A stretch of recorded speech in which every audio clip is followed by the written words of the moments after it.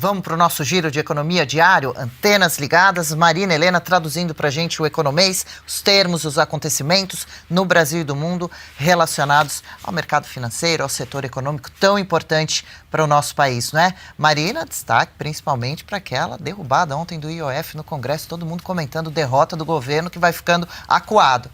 Pois é, vamos falar rapidamente ainda lá do cenário internacional, aí a gente passa aqui para o Brasil. Lá fora, acabou a reunião da OTAN com uma vitória importante de Donald Trump.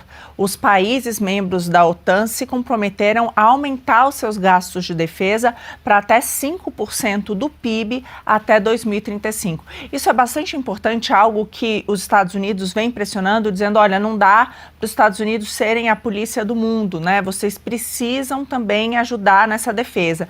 E todos os acontecimentos mais recentes, a guerra da Rússia e da Ucrânia, agora os ataques dos Estados Unidos e de Israel ao Irã, mostram que, de fato, os países ocidentais precisam se defender. Então, esse é um ponto relevante.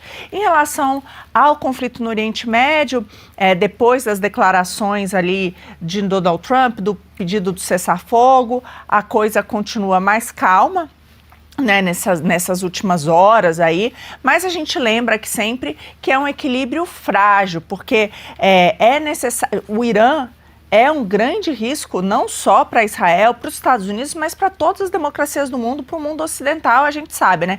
É um país que, bem ou mal, ele tem ali como dogma, né, a revolução fundamentalista islâmica, né, desde aquilo ali, a guarda revolucionária islâmica, de destruir todos os infiéis, ou seja, todos aqueles que não são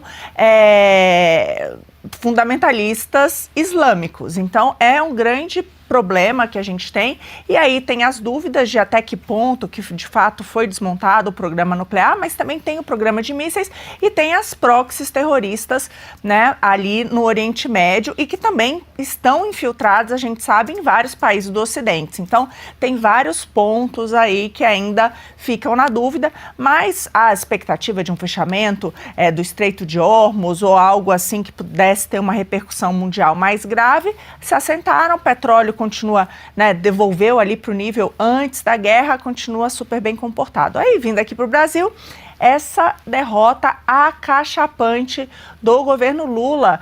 Desde o Collor, você não vê uma derrubada assim de um decreto presidencial, né, dessa maneira como aconteceu. Só trazendo aqui, na Câmara, a derrota foi de 383 a 98 e no Senado foi simplesmente uma votação simbólica, tanto Hugo Mota quanto Alcolumbre dando mensagens bastante duras aí ao governo Lula. Então, a gente vê aí que, de fato, governo Lula, mais uma vez, né, indo aí ladeira abaixo. A gente já trouxe aqui a aprovação de Lula, né, praticamente nos mínimos históricos, depois de todos esses, da tríade, né, só sabe se falar em imposto, censura e corrupção. Então, isso tem tido um impacto grande na popularidade e parece que os partidos, de fato, estão saindo ali. É lógico que tem mais coisa envolvida, tem toda a questão das emendas, então o Congresso tem pressionado o Lula para liberar mais emenda, ele aumentou a liberação nos últimos dias, mas não foi suficiente. Então tem outras questões aí que nós sabemos, sempre o Congresso, né?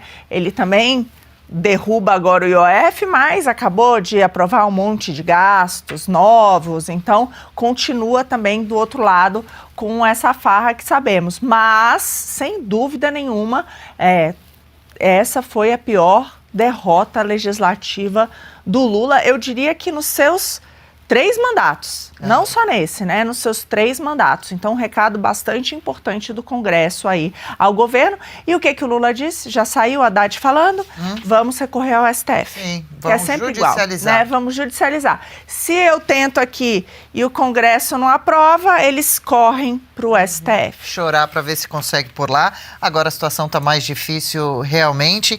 Inclusive, Jacques Wagner, que falou, trouxe uma aspas aqui para a gente acompanhar com relação à judicialização. Essa votação é bastante traumática para as relações internas, tanto da Câmara quanto do Senado. Vamos ao STF, ele que é líder do governo... No Senado. No Senado, né? É isso. E as manchetes todas de todos os jornais, mídias, né? Esses canais Oeste Comunicação, todas são sobre o assunto, sobre a derrubada do IOF, sobre a derrota do Congresso, a maior em 30 anos. Exatamente. A maior derrota Collor, do Executivo em 30 anos. Postagem do Senado Federal, suspenso bem grande, aumento do IOF. O plenário aprova a suspensão de 3 decretos presidenciais que aumentavam a alíquota de cobrança do imposto. O projeto vai à promulgação. Em derrota de Lula, Congresso derruba decreto presidencial pela primeira vez em mais de 30 anos. Planalto vê jogo de moto para 2026 e deve acionar a STF para manter IOF. E por aí vai, hein? Vamos acompanhar, então, as próximas manobras agora, diante desse novo cenário, então. Bom, legal. Gostou desse corte? Estamos ao vivo de segunda a sexta-feira, das 10 ao meio-dia, no YouTube da Revista Oeste. Eu, Marina Helena, Adriana Reide e Paula Camacho analisamos as principais notícias do dia. E siga as nossas redes sociais, @oestcom.elas.